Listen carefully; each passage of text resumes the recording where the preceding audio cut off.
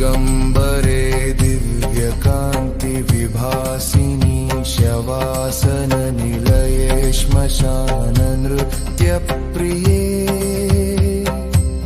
भूतगण सेवित पावन चरणे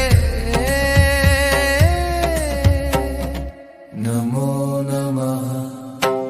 मुण्डमाला विभूषित कराळ वदने रक्तपान प्रिये शोणिता स्वादिनी दुर्मद दर्प विनाशिनी नमो नमः।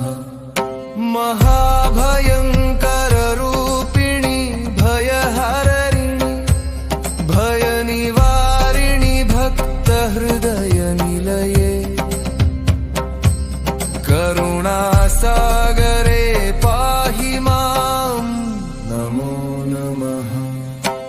निग्रहानुग्रहकारिणि दुष्टशिक्षणपालिनी सद्भक्तपोषिणि सर्वसङ्कल्पसिद्धिदायिनी नमो नमः। जगद्भवन पालनलकारिणि सृष्टिस्थितिलय साक्षिणि ब्रह्म विष्णु रुद्रात्मिके परब्रह्म स्वरूपिणि